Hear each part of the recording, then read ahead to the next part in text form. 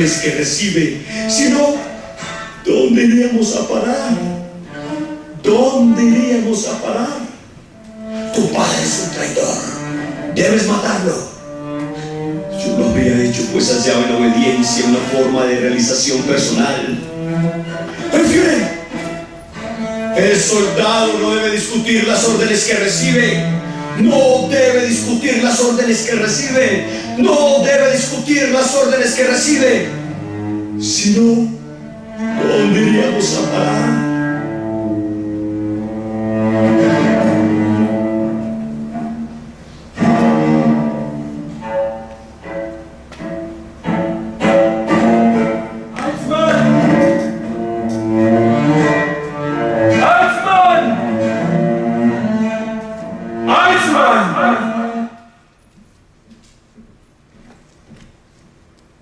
Tengo que hablar con usted.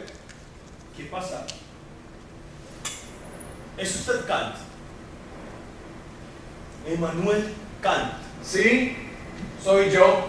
Pues vaya, el mismo chico de Königsberg. ¡No lo puedo creer!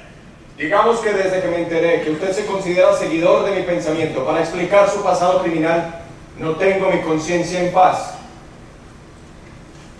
Quisiera hacerle algunas preguntas. Realmente me gustaría comprender. Usted le dijo al tribunal que durante toda su vida había intentado vivir siguiendo bajo los principios de mi filosofía. Eso es lo que dijo, ¿no es verdad? Si es así, déjeme decirle que nunca, ni siquiera después de mi muerte, había previsto yo semejante contrariedad. Nunca algo así. Empecemos por el principio.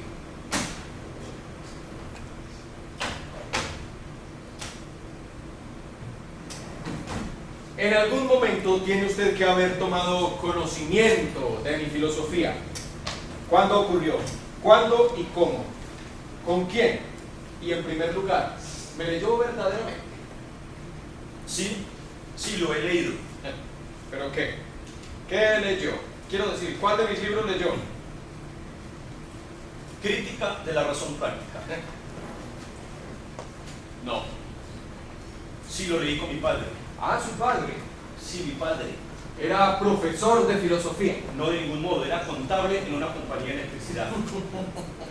Pero eso no es un obstáculo para leer sus libros, no. No, por supuesto. Mi padre era creyente, muy practicante, iba a la iglesia todos los domingos. Mi madre, mis hermanos, mi hermana y yo íbamos con él. Por la tarde también asistíamos con él a la Asociación de Jóvenes Cristianos. Mi padre pertenecía además al Consejo Presbiteriano de la parroquia protestante de Linz, la ciudad en que vivíamos. ¿Y su madre? Mi madre murió cuando yo tenía 10 años. También era muy piadosa y cristiana practicante. Después, mi padre volvió a casarse con otra mujer que también era creyente e iba a la iglesia asiduamente.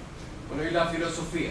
A mi padre le gustaba mucho leer y lamentaba que en aquella época yo leyera tan poco. Tenía una espléndida biblioteca llena de clásicos. Él fue quien me dio su crítica y también hizo leer a Schopenhauer. Con él comprendí que la vía de la religión es mucho más fácil que la libre albedrío. ¿Y le resultó fácil leer? ¿Me comprendió? Digamos, ¿está seguro de haberme comprendido bien? No fue fácil, por supuesto. Pero mi padre leía conmigo y me ayudaba a comprender lo que usted decía. Hablábamos de los temas que él consideraba importantes y me daba ejemplos. ¿Ejemplos? Sí, para hacerme comprender la teoría. Me pintaba una situación que hacía claro el pensamiento. Por ejemplo,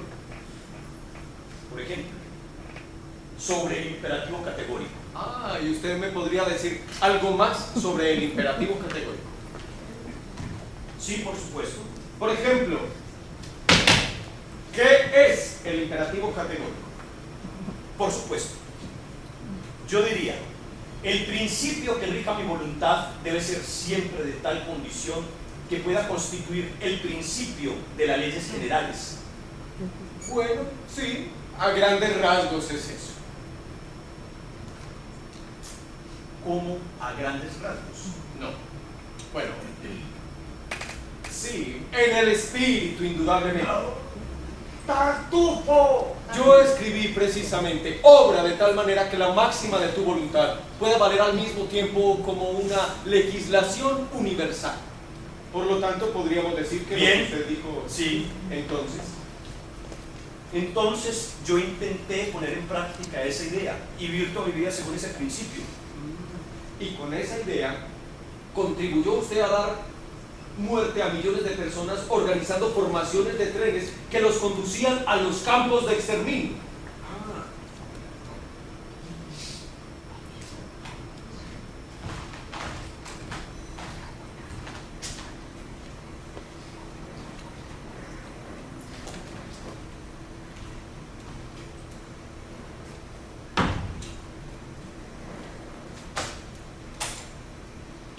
¿Cree usted que uno puede poner en práctica mi filosofía rigurosa, exigente, estricta, austera, difícil, y desembocar así sin más en una aberración semejante?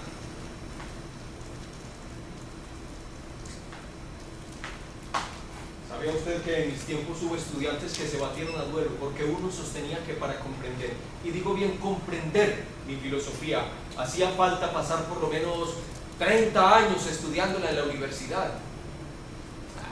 Hasta mis amigos me han criticado la dificultad de mi escritura. Uno de ellos llegó a decirme un día que no tenía dedos suficientes para señalar los paréntesis, las comillas o las palabras que constituían un problema en cada página. Consigo a duras penas completar una página, me decía. Y ya no tengo dedos suficientes para continuar. Ay, la filosofía no es un asunto fácil. Y la mía aún menos. Uno no se acerca a ella sin afectarse. Además, yo no escribo para la mayoría. Me gustaría mucho hacerlo, pero mis temas no lo permiten. Imagina usted bien que cuando uno ha comprendido, si está completamente seguro de haber comprendido, tan solo ha recorrido la mitad del camino, pues después hay que pasar al acto, ajustar la práctica a la teoría. Usted conoce mi imperativo categórico. Bueno, ya sabe, y está bien, pero ¿qué puede haber comprendido adecuadamente para haber hecho lo que hizo? ¡Millones de muertos! ¡Realmente!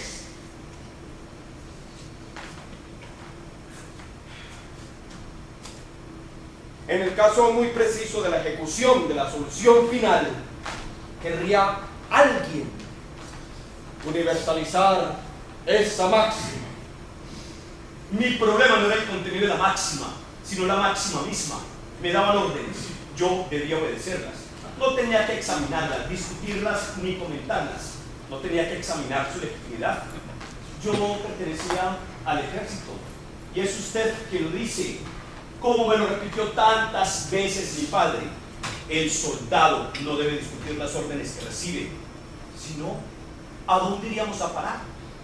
Por otra parte, si en aquella época me hubiesen dicho, tu padre es un traidor, debes matarlo, yo lo habría hecho, pues hallaba en la obediencia una forma de realización personal. Usted decía, creo, que al desobedecer una persona descalifica la fuente del derecho y que a partir de entonces ya nada es posible, ni el pensamiento ni la acción. Hasta ese era su argumento para prohibir la mentira en todos los campos, ¿no es verdad? En efecto, pero aún así usted hubiera podido ejercer su juicio a analizar el contenido de esta máxima. No. De todos modos, usted nunca aplicó su inteligencia a analizar esta máxima. Nunca. Verdaderamente. No se le pide que sea una máquina que obedezca sin reflexionar. Si yo hubiese tenido que contentarme con hacer el elogio de una obediencia ciega y estúpida, ¿qué necesidad habría tenido de escribir tantos libros, de complicar tanto el razonamiento y de precisar de tal modo los detalles? ¿Ah? Por supuesto que pensé en el contenido, que reflexioné. Además lo hice con mucha frecuencia.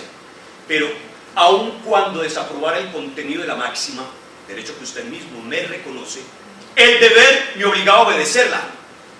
Mi padre repetía a menudo esta frase suya que yo recuerdo perfectamente. Sería muy peligroso que un oficial que ha recibido una orden de un superior quisiera razonar en su servicio sobre la oportunidad o la utilidad de dicha orden, debe obedecer. El funcionario como cosa en sí mismo. Eso es lo que hice. No. En cierto modo sí, en cierto sentido sí. Usted decía claramente que un oficial, un soldado, un sacerdote, un ciudadano puede muy bien pensar lo que quieran, comentarle sus ideas a sus colegas, incluso sus desacuerdos, pero que en todos los casos deben someterse a la jerarquía de sus superiores y nunca desobedecer. Sí, sí. Eso fue lo que dije. Entonces, ¿qué cree usted? Cuando mis superiores me enviaron al lugar a ver cómo resolvía la cuestión judía, ¿qué cree que sentí yo? He asistido a la matanza de personas que estaban de pie en fosas comunes, de las que un minuto más tarde se las ejecutaba. Había niños en los brazos de sus madres. He visto asfixiar a judíos desnudos dentro de las cajas de los camiones que los transportaban. He visto descargar los cadáveres. He visto a civiles arrancándoles los dientes de oro. He visto con mis propios ojos surgir sangre debajo de mis pies, como si fuera un manantial, porque me había parado sobre una fosa común, donde la presión de los gases de la putrefacción proyectaba la sangre como un geyser. He visto en Auschwitz las cámaras de gas. Me negué a acercar el ojo a una mirilla, como me pidieron que lo hiciera para asistir al detalle a todo aquello, pues estaba horriblemente asqueado. ¿Cómo podría no haberme sentido conmovido ante semejante espectáculo?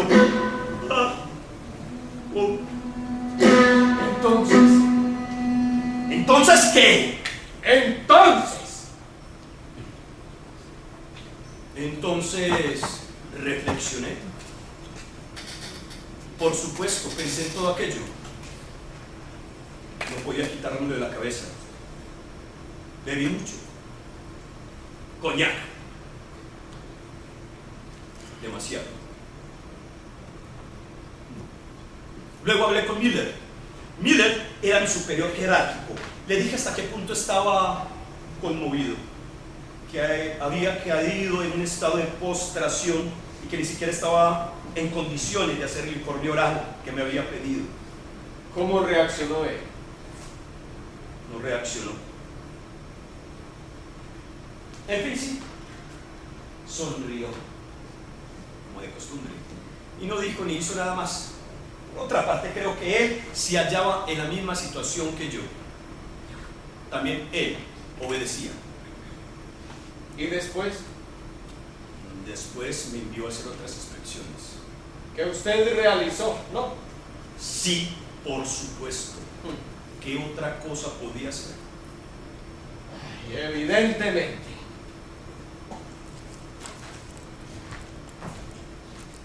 Pero yo cambié mucho después de todas estas cosas. Uno no sale indemne de lo que vio allí. No, sencillamente es imposible. Es evidente que muchas cosas cambiaron en mí. ¿Así? ¿Qué cosas? Antes yo obedecía y al mismo tiempo consentía en hacer lo que hacía. Al menos mi conciencia consentía. ¿Antes de qué? ¿En qué consentía antes? Antes de Auschwitz, antes de haber visto lo que vi en Auschwitz, antes de las cámaras de gas, antes de verlas. Al principio se me había encomendado resolver pacíficamente la cuestión judía.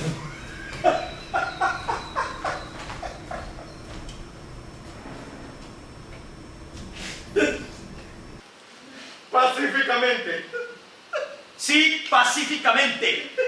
¿Y cómo era eso? Yo siempre fui sionista. En todo caso, nunca fui antisemita. Ay, y ahora eso.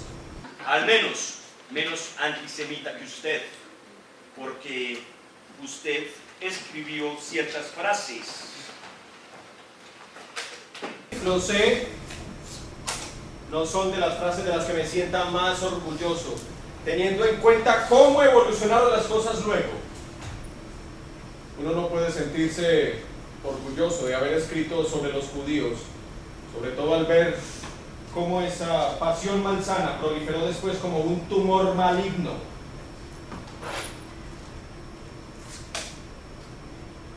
Por mi parte, no era antisemita. Ah, No tenía nada en contra de los judíos. Bueno, no tenía nada a favor. No tenía ninguna opinión formada sobre el asunto. Qué claro.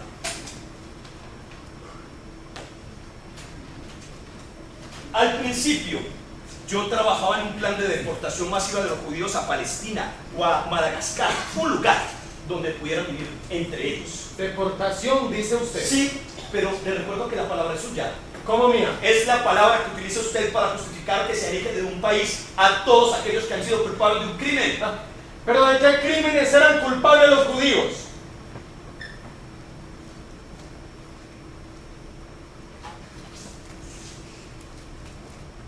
Los criminales de los que yo hablaba habían asesinado, habían cometido fechorías castigadas por la ley. Yo hablaba de los rufianes y de los bandidos, hablaba de los asesinos. En fin, yo escribí pensando en toda una categoría de gente que por sus actos se habían colocado fuera de la ley. A todos ellos las autoridades podían ponerlos perfectamente en un barco y conducirlos a una isla alejada del país donde habían cometido sus maldades para alojarlos en un presidio o algo por el estilo. Pero a los judíos, ¿qué podía reprochárseles tan reprensible como un crimen o un asesinato? ¡Ah!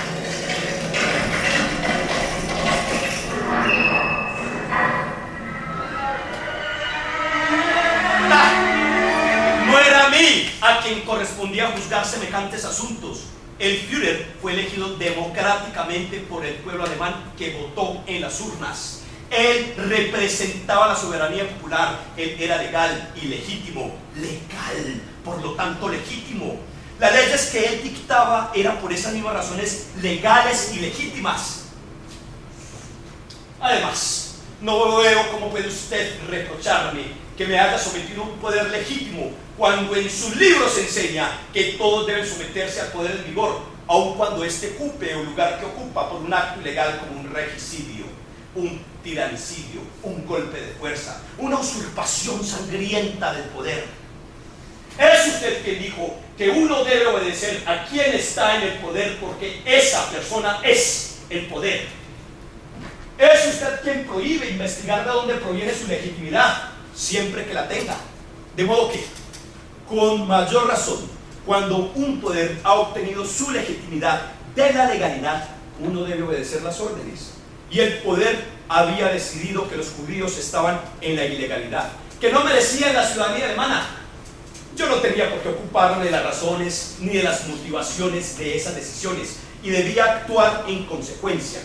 Se me ordenó que trabajara en un plan de deportación de esas poblaciones, que las enviara fuera del territorio alemán, y lo hice concienzudamente, hasta podría decir escrupulosamente.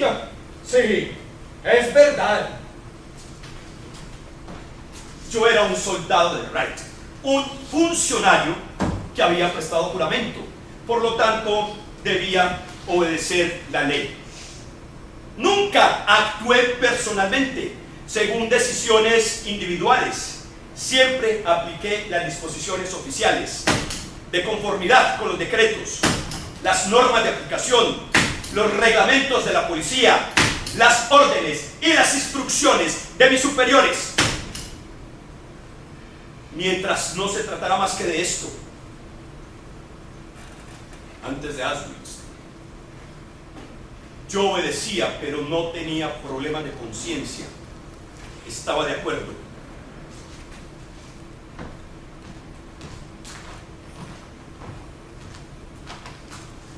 Había estudiado el idioma hebreo. Leía libros sobre la cultura y la civilización judía. Trabajaba en ese proyecto con los consejos judíos, con quienes me entendía muy bien y con quienes además trabajaba muy bien. Mientras todo se mantuvo en ese plan, las cosas marchaban. ¿Y qué tuvo que pasar para que las cosas ya no marcharan?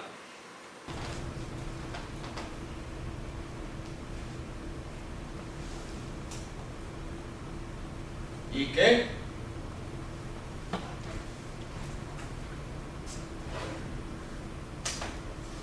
¿Qué tuvo que pasar para que las cosas ya no marcharan tan bien? Bueno, ciertos viajes, cosas que he visto. ¿Qué cosas cambiaron? Lo que cambió fue que no es lo mismo deportar a una población a una isla que destruirla físicamente. En Guansi. Ah, estuvo usted en Guansi. Sí, estuve allí. En Guansi se dijeron las cosas claramente. El 20 de enero de 1942, lo recuerdo muy bien, por orden del Führer, se detiene la solución de la deportación de los judíos a un país extranjero. Se detiene ese proyecto y se pone en marcha la solución final. Dicho de otro modo, el exterminio físico de los judíos. Entonces, ¿qué? Entonces todo cambió.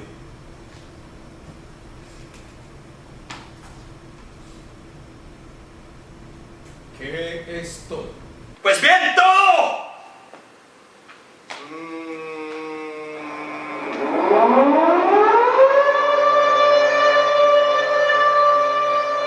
¡En fin!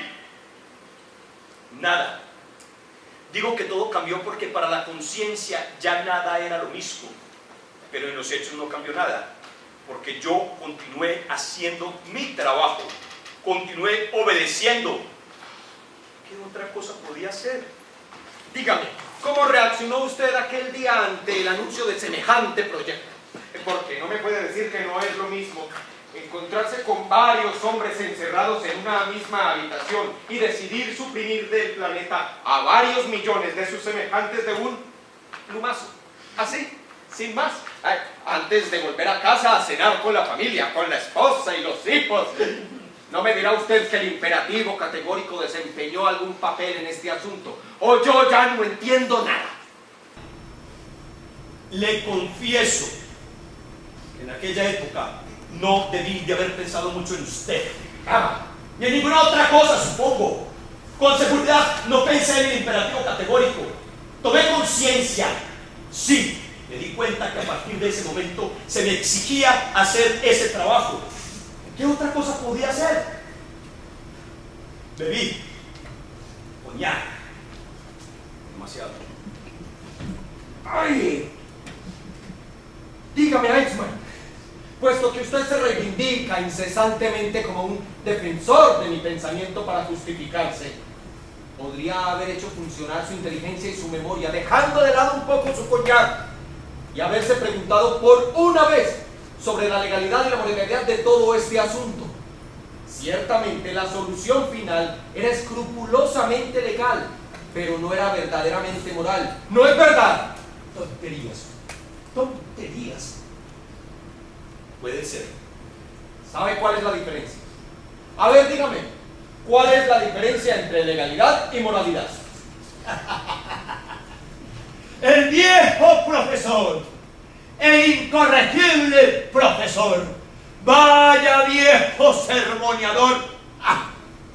La legalidad es lo que se ajusta a la ley. La moralidad es lo que se hace por puro respeto a la ley, porque la ley es la ley. No.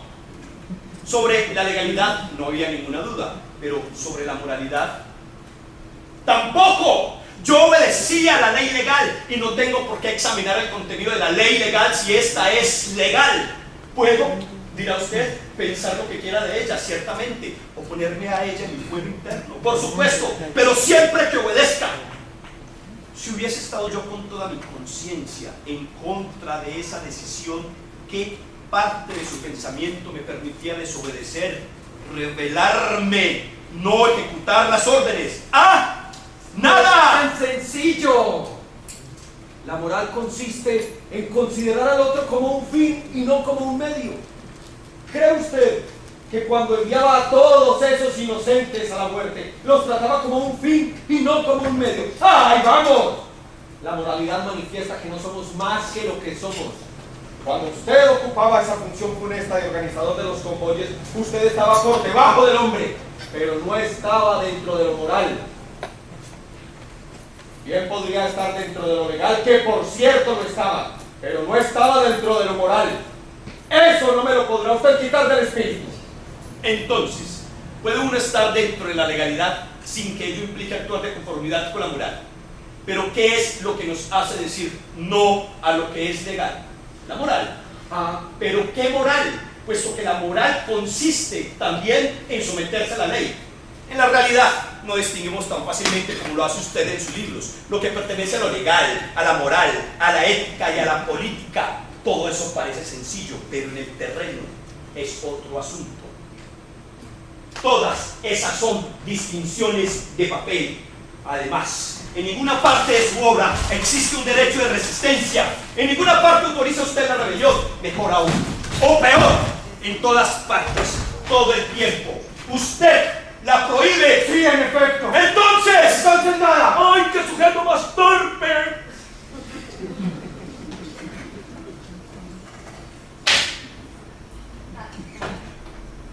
volviendo a ese asunto de los judíos fuera de la ley, Sí. que en un momento determinado quedan fuera de la protección de la ley. Sí. Me recuerdo una historia que me contaba mi padre. Nos hablaba de dos casos: el del niño nacido fuera del vínculo matrimonial y el del duelista. Ah, sí, están en mi doctrina del derecho. ¡Ay, necedades! ¡Terribles necedades! Ese mismo. Es un libro que mi padre apreciaba mucho. Decía que allí estaba toda su filosofía política. Bueno, vayamos al asunto. Como usted recordará, allí habla un niño nacido fuera del vínculo matrimonial, Sí. al que sus padres habrían matado. Sí, ¿qué?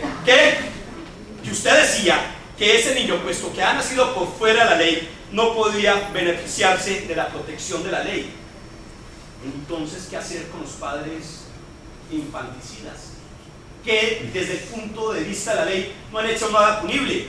En efecto, no es ilegal suprimir a alguien que está por fuera de la ley. El niño, decía usted, se deslizó dentro de la república como lo habría hecho una mercancía prohibida. Puesto que este niño no existe jurídicamente, el Estado no tiene por qué perseguir a los padres homicidas y en consecuencia no tiene nada que reprocharse. ¿Y qué conclusiones saca usted de todo esto? Antes de sacar alguna conclusión, quisiera decirle que usted desarrolló los mismos argumentos en el caso del sobreviviente de un duelo, al que el Estado no podía perseguir por el homicidio de su contendiente, porque el duelo no está prohibido por la ley. También en ese caso, la falta de existencia jurídica implica directamente la falta de existencia. ¿No tiene usted nada que decir? ¿No tiene usted nada que decir? ¿Y bien? Sí, en efecto, yo dije eso. ¡Ay, teología! ¡Teología! ¡Qué arana tejedora es este sujeto! Ahora le diré mis conclusiones. Cuando un gobierno organiza legalmente la extraterritorialidad jurídica de ciertos individuos o de una categoría de individuos, estos individuos no pueden pretender beneficiarse del auxilio de la ley. ¿No es así? Imposible. Ay. Eso es imposible. ¡Ah, el cristiano pérfido! De ahí que, en el caso de nuestros judíos, se imponga esta conclusión. Cuando un gobierno legalmente constituido, que representa la soberanía popular, encarnada en su casillera el Führer, vota leyes que los excluyen de la comunidad, estas leyes son legales, ciertamente, pero además uno obra moralmente acatándolas, porque lo que está en juego es la construcción de una política según el orden de las razones: legalidad, moralidad. ¡Ajá!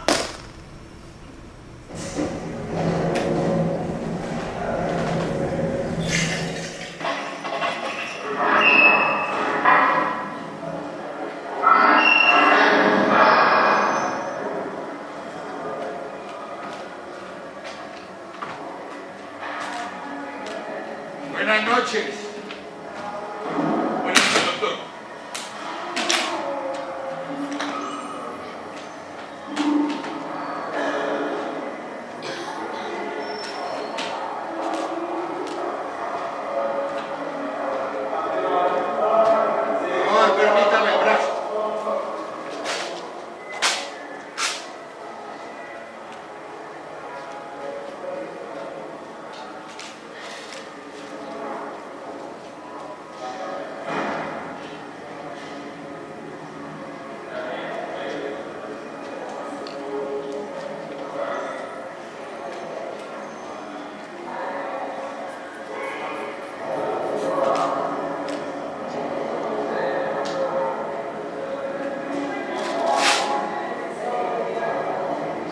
160, 80. Digamos que bien.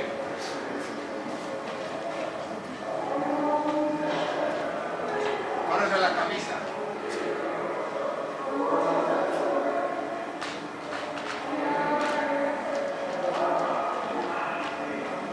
Ese.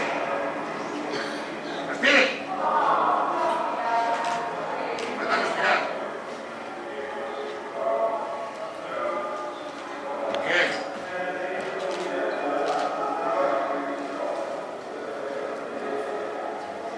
¿Qué está leyendo? Platón. La apología de Sócrates. Ah, Platón. Sí, se lo pedí a mi hermano. También le pedí el Nuevo Testamento que está ahí. No pudo hacerme llegar todo, pero al menos estos me los han dado.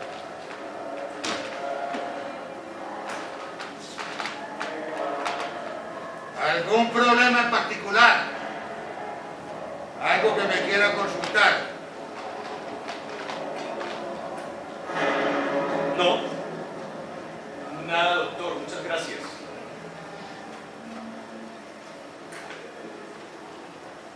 Bueno, entonces buena noche.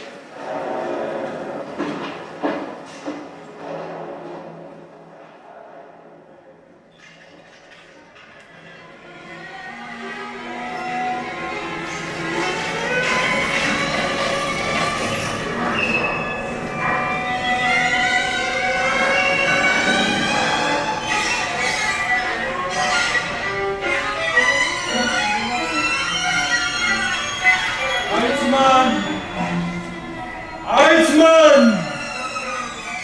¡Heitzman! ¡Heitzman! ¡Sí!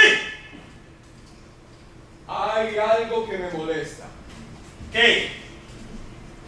Cuando usted buscaba soluciones para aliviar su conciencia, ¿en qué pensaba? Nunca consideró la posibilidad de hallar una manera de sustraerse a toda esta situación.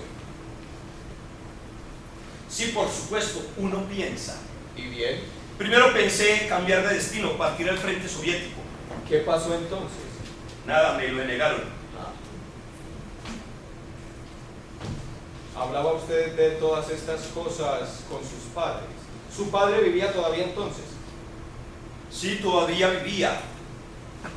Murió recientemente. No, yo no hablaba con nadie de estas cosas. Y mucho menos con mi familia. Y abandonar el ejército. ¿Para hacer qué? No había tenido gran fortuna en otros oficios. Trabajé en varias oficinas, pero luego fui despedido. Además, abandonar el ejército lo habrían considerado una deserción. Era imposible. Lo que pensé muchas veces fue pegarme un tiro en la cabeza.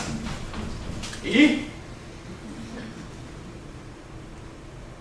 Y nada.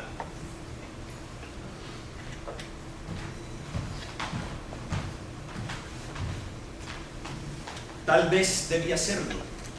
Seguramente era lo que debía hacer, pero no pude, no lo hice. En aquella época debía mucho. Además tenía esposa e hijos y debía ocuparme de ellos. Y una justificación un poco débil. Convengamos. Me hablaba usted hace un momento de mi padre. Recuerdo las conversaciones con mi padre, el recuerdo de nuestras conversaciones sobre la religión, la moral, su filosofía. Sí. ¿No escribió usted en alguna parte que el hombre es un animal que necesita un amo o algo semejante? Sí, yo escribí eso. Seguramente. ¿Qué quiso decir con eso? En la perspectiva de una filosofía política, es necesario que haya un hombre al cual todos los hombres deben obedecer para evitar que cada uno tire para su lado y entre todos provoquen un increíble desorden. Hay que evitar que triunfe lo particular. Lo importante es lo universal. El hombre es imperfecto y necesita de ese amo, que también es un hombre, por lo tanto también es imperfecto. Pero hay que hallar al mejor hombre con las mejores condiciones que pueda construir una sociabilidad a pesar de la eterna insociable sociabilidad de los hombres. Solo ese hombre puede edificar una comunidad coherente, una sociedad civil digna de ese hombre. ¡Excelente! ¡Admirable! ¿Y por qué razón ese hombre no habría podido ser Adolf Hitler? ¿No es acaso la definición del conductor, la del Führer, la que acaba de dar usted? Vamos, respóndame. Nada se opone a que ese ave que usted proclama con tanto entusiasmo para confederar la multiplicidad anárquica y convenirla en comunidad ordenada, para producir una sociedad civil digna de ese hombre, sea el Führer. Respóndame. No veo cómo podría decirle que no ni el nombre de quién. ¿Cómo pues sería yo culpable de obedecer a ese hombre, cuya palabra constituía en aquella época la ley? Toda la ley. Él hablaba y esa era la ley. El imperativo categórico, la belleza sublime del imperativo categórico. No mucho en efecto. Pero, ¿por qué razones se hizo usted nazi? Porque de todos modos era nazi. Sí, obtuve mi ficha de afiliación el 1 de abril de 1932. En ese entonces estábamos muy lejos de las cámaras de gas. Fue 10 años antes. ¿Había leído usted el libro de Hitler? Nunca lo leí entero. Lo ojeé, lo miré, pero nunca lo leí completo. Se afilió usted a un partido sin conocer siquiera su programa. ¡Ah! Me afilié porque estaba desocupado y ya no conseguía trabajo. Yo no tenía un odio particular en contra de los judíos. Lo que Hitler quería era volver a poner de pie a Alemania. Y cuando llegó al poder, legalmente, ¿cómo podría no ser solidario? ¿Con qué motivos? Durante los primeros años, dio trabajo a 7 millones de desempleados.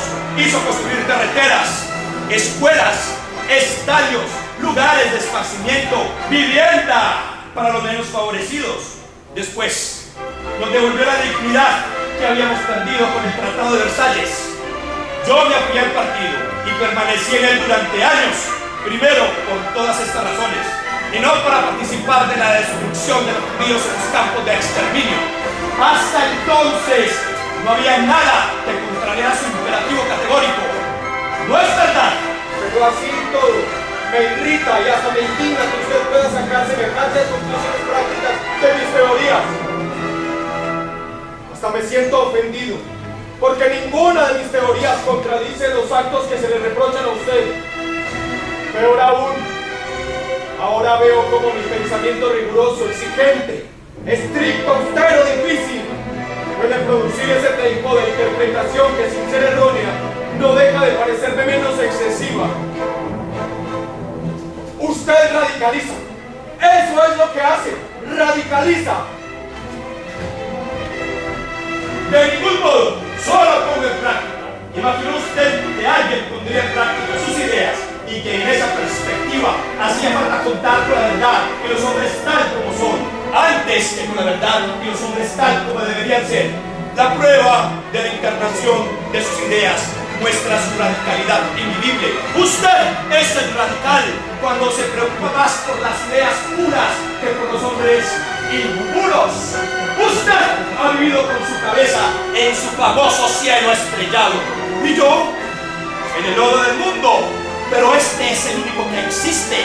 Usted es puro, por supuesto, limpio, evidentemente, pero nunca bajó del cielo de las ideas. Yo, por supuesto, por haber vivido en lo real, en la historia, en la materialidad de las cosas, soy impuro, sucio, porque he vivido. Usted, Kant, ¿vivió alguna vez? Sí, he vivido. Tenga la seguridad de que he vivido. No seguramente. con sus estudiantes impartiendo sus clases, escribiendo sus libros, leyendo. Eso también es vivir. No. Si se quiere. En resumidas cuentas, yo no soñé, ni leí mal, ni interpreté equivocadamente sus ideas.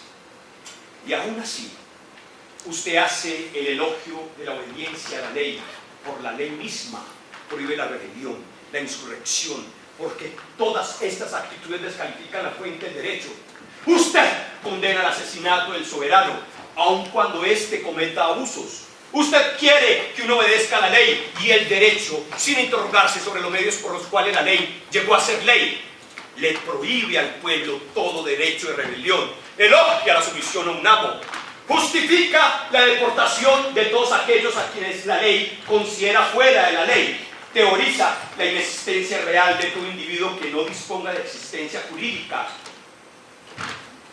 apremia al funcionario a obedecer las órdenes que recibe, sin examinarlas, restringe el uso del espíritu crítico al análisis interior o limitado al círculo íntimo de la comunidad ilustrada. Hace del juramento el aguijón de la conciencia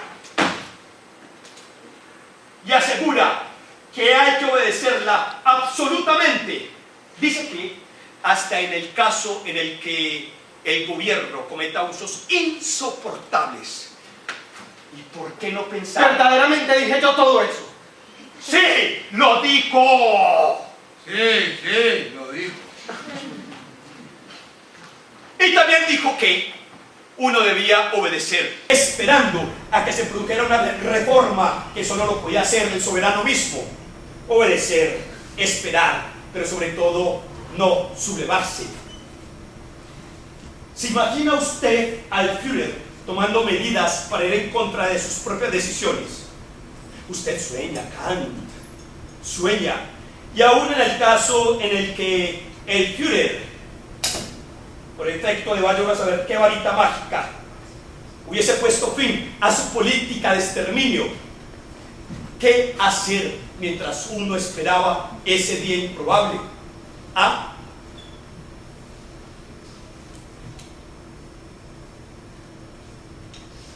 ¿Qué hacer mientras uno esperaba ese día improbable?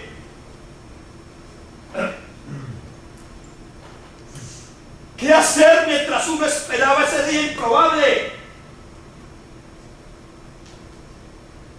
Me da la impresión de que para usted los principios son más importantes que los hombres. ¿Sabe por qué todo lo que hice durante estos años de nazismo puede reivindicarse hoy como kantiano sin torcer ni un poco su pensamiento? ¿Lo sabe? Se lo diré.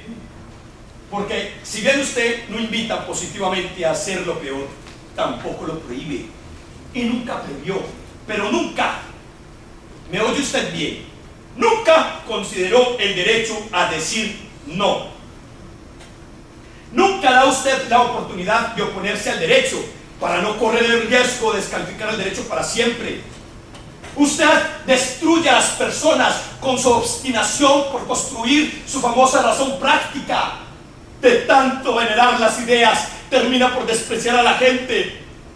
Realmente me siento víctima de sus ideas. Ay, bueno, no exageremos. No estoy exagerando. Sí, un poco sí.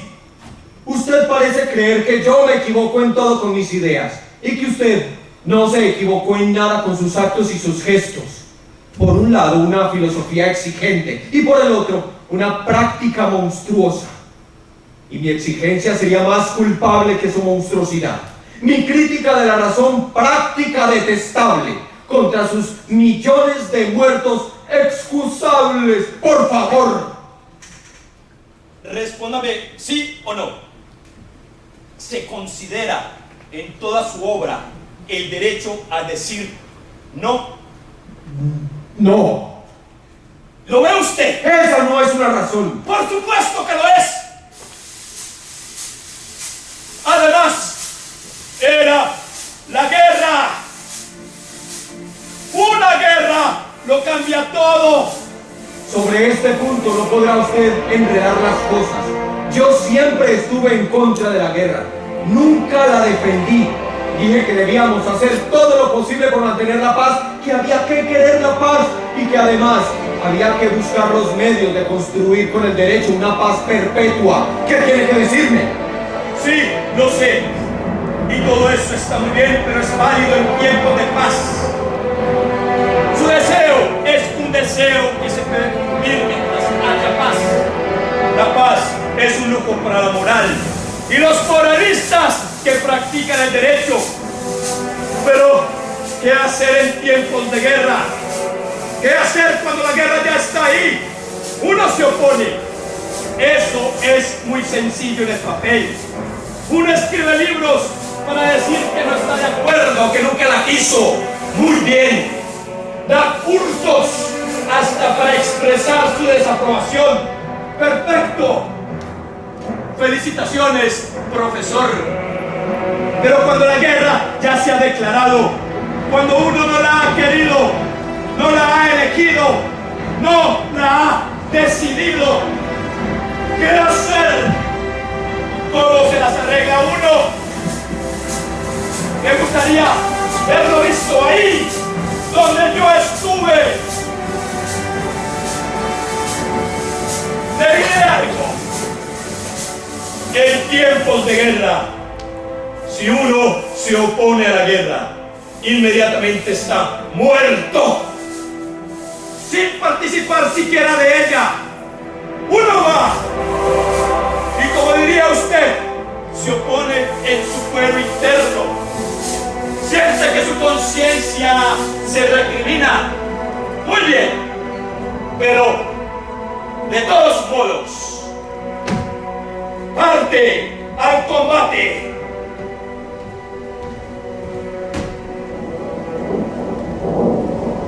¿Qué dice a esto? ¿Qué tiene para decirnos el filósofo que detesta la guerra y ama la paz?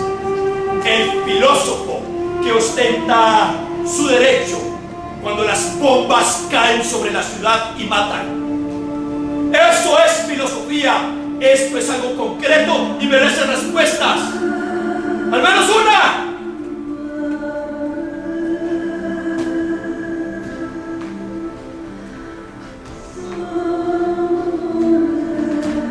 ¿Cómo ve?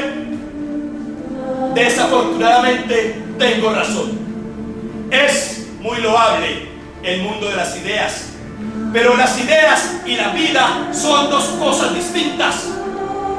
Podría decirse que a usted la verdad no le interesa, que usted le da la espalda como para castigarlo por dejarse devastar por lo que usted llama el mal radical. Según creo, acepto cargar con todos los pecados del mundo. De acuerdo. Soy culpable de haber creado una filosofía impracticable. Puede ser, lo acepto. Cometí el error de alentar a los hombres a apuntar alto. Demasiado alto, ¿por qué no? Creí demasiado en la razón y no creí lo suficiente en la realidad del mundo. Me declaro culpable. Construí un sistema demasiado estrecho y demasiado restrictivo para contener la vitalidad del mundo, ciertamente. Propuse una moral de héroe y de santo. Ahora bien, en lo concreto, obtengo un discípulo que no honra mi nombre, que nada tiene de santo y que a falta de heroísmo se convirtió en un criminal de escritorio. En vez de dejar caer su propia mano sobre el hombre, se hizo cómplice de los verdugos. Eichmann kantiano. Creí haberlo visto todo, pero nunca habría imaginado. Bien, me declaro culpable, pero usted no da la impresión de ser el hombre que hizo posible el exterminio de millones de judíos. De todos modos, el tribunal lo condenó a muerte en un país donde ni siquiera existe la pena de muerte. País kantiano. Pero en su conciencia, ¿cómo se considera usted? Responsable, si se quiere, pero culpable, indudablemente no. Responsable, pero no culpable. Ah, sí, usted también. ¿Por qué dice eso? ¡Ah! No, por nada. O diría que me siento culpable sin culpas. Digámoslo así. Culpable sin culpas. Responsable. Culpable de haber sido fiel a mi juramento entonces, de haber obedecido a mis superiores. ¿Es uno culpable de estas cosas? Puede serlo. Entonces culpable y responsable como millones de otras personas. Entonces, ¿por qué yo? Porque a mí no hice nada que estuviera en contra de la ley ni la religión de mi país. Al contrario, La religión. Ah, la religión. Hablemos de la religión, pues parece que como mis ideas Tampoco fue un obstáculo para que usted cometiera sus crímenes. Tenía usted fe. La tiene ahora. ¿Cree usted en Dios? sí, he conservado la fe durante toda mi vida. Creo en Dios y he sido fiel a la iglesia de mi infancia.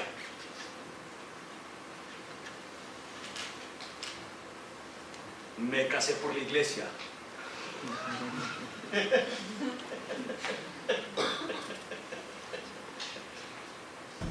Y uno podía ser cristiano y nazi al mismo tiempo.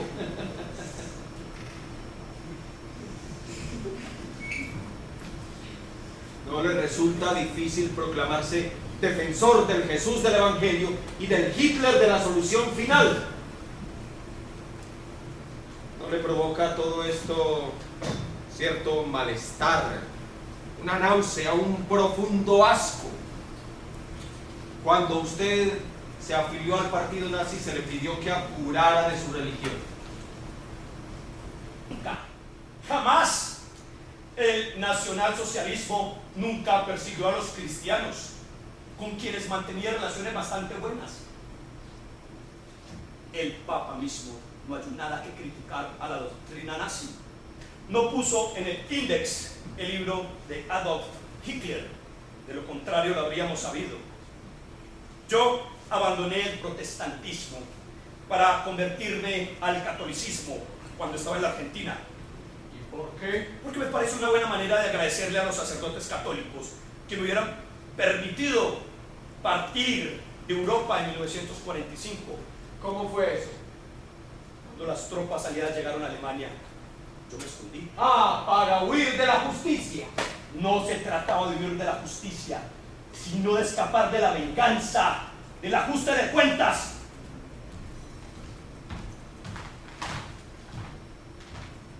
Lo que me estaba reservado era una parodia de justicia. La justicia de los vencedores nunca es la justicia. La justicia siempre es la justicia. No, hay justicias injustas e injusticias justas. Cuestión de puntos de vista. No estoy de acuerdo, no existen los puntos de vista sino las verdades en la materia. La Sí, justicia ya sé, es lo que se ajusta al derecho, a la ley. Yo sabía que iban a ejecutarme con todas las formalidades jurídicas y no quería morir así, como culpable, sin proceso, después de una parodia de proceso. Por eso preferí partir hacia Sudamérica y quienes me ayudaron en la huida fueron los católicos. ¿Ah, sí? Sí, sí. Los católicos tenían organizado un sistema de expatriación de los nazis para permitir que abandonaran Europa. pasaban de un monasterio a otro hasta salir de Alemania. Los pasaportes y los visados vaticanos nos ofrecía la oportunidad de embarcarnos hacia Sudamérica en la más absoluta legalidad. Legalidad. Legalidad. Estando en Buenos Aires, me pareció que estaba en deuda con los católicos. A ellos se le dio mi conversión. Ja. Regalo envenenado. No tanto. No tanto. Es usted quien lo dice.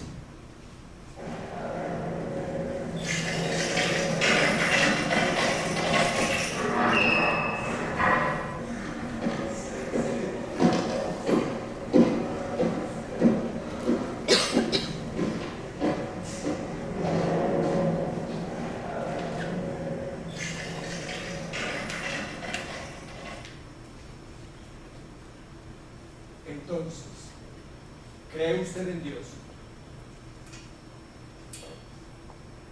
Sí, por supuesto. ¿Cómo es su Dios? ¿A qué se parece? Vamos, sorpréndame un poco. Me temo que se entrega a un puro momento sofístico. Yo diría que se parece a algo que sería como el gran organizador del mundo. Una especie de principio que hace que lo que es sea como es. De todas maneras, no sería un Dios que practicara la moral, que castigara o que recompensara. Eso absolutamente no. Pero un Dios inmoral sería un error. Para mí no. Un Dios moral sería un error. Dios no puede castigar a los hombres que siguen el curso del mundo, puesto que Él fue quien determinó el curso del mundo, sino Él mismo tendría que castigarse o recompensarse. No estoy de acuerdo. Dios no ha querido el mal que han querido los hombres. Dios creó a los hombres libres y ellos a su vez crearon el mal y continúan creándolo. Lo fabrican como embriagados por Él, como hechizados por su potencia. Sus persecuciones, sus deportaciones, sus exterminios, sus cámaras de gas, por ejemplo. Todo eso es el mal radical, la madera torcida, consecuencia de la falta del primer hombre. Solo podremos salir de todo esto poniéndole vigorosamente la santidad de la ley moral. Esa es la única religión que podrá salvarnos de esa condenación eterna de los primeros tiempos. Dios no es lo que usted dice. Y ese Dios no puede haber querido el exterminio de todo un pueblo. Si yo tuviese que creer en lo que usted sostiene, debería creer que Dios quiso el exterminio de millones de judíos. Puesto que no lo ha impedido, sí. Puesto que no hizo lo que hacía falta para que tal cosa no ocurriera, sí. Hay que rendirse ante la evidencia. Pues Dios existe y tenía el poder de hacer que lo que ocurrió no hubiese ocurrido. El Dios de usted murió en Auschwitz mientras allí mismo triunfaba el lío. No puedo creerlo. Sin embargo, no tiene que quererlo, es un hecho. Su Dios murió en las cámaras de gas. Nos queda mi Dios, un Dios que está más allá del bien y del mal. Vaya, vaya.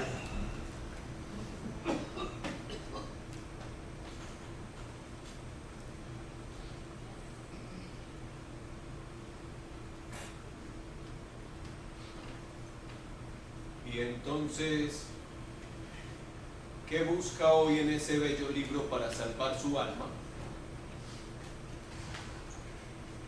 No pretendo salvar mi alma.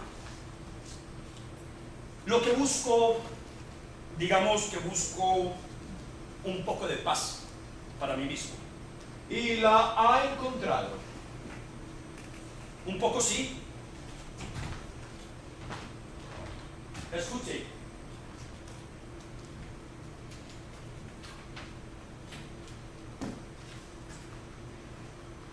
Quien esté libre de toda culpa, que tire la primera piedra. Ah, ah.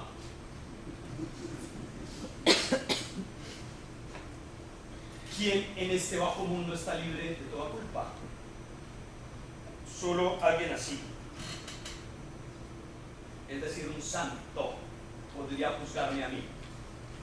La rareza de la santidad no es razón para no juzgar, para no decir lo que es justo, para no expresar el derecho, para no decir Lo que es legal y lo que es moral. Legalidad, moralidad.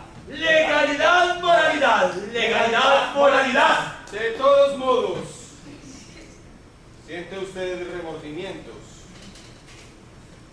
¿Se arrepiente de lo hecho?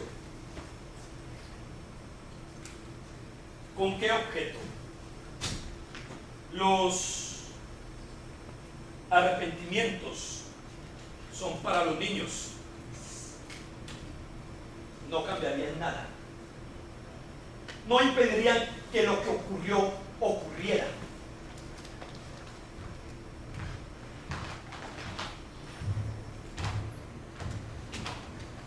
Tuvo remordimiento el que lanzó una bomba sobre Hiroshima y unos días después otra sobre Nagasaki.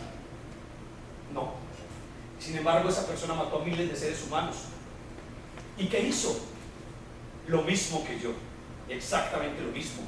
Era un soldado, recibió una orden y la ejecutó. Obedeció y ocasionó la muerte de 310,000 víctimas. ¿Por qué no está preso? ¿Por qué no lo juzgaron? ¿Por qué hasta los condecoraron a él y a toda su tripulación? ¿Por qué los sacerdotes católicos bendijeron sus bombas antes que partieran a lanzarlas? ¿Por qué a él no lo condenaron a muerte? ¿Por qué él probablemente muera de viejo en su cama? Él y quienes lo acompañaban, él y quienes decidieron, los que dieron la orden. Y él me habla de justicia. Nada de eso es falso. Voy a morir, lo sé. He sido condenado y se me ha negado el recurso de gracia. No tengo remordimiento, ni me arrepiento. Solo la muerte del Führer podía liberarme de mi juramento. Por lo tanto, hoy estoy liberado de él. Quería tan solo que hubiera paz, encontrar la paz conmigo y con todos los demás, con todos los demás. Quería encontrar la serenidad que me falta desde hace tanto tiempo. Y a mí también. Si mi muerte pudiera asegurarme que nunca más se darían situaciones semejantes, yo mismo me colgaría en público. Pero voy yo a expiar la culpabilidad de todo un pueblo. ¿Puede usted asegurarme que con mi cadáver ya nada será como antes? Voy a morir. En cierto modo, mejor. Estoy demasiado cansado. La justicia, ¿cree usted que habrá sido justa? Justicia injusta. Injusta justicia. ¿Quién puede condenar a otro hombre? ¿Y en nombre de quién? ¿Quién puede condenar a quien se conformó con obedecer? Siempre es necesario que se haga justicia.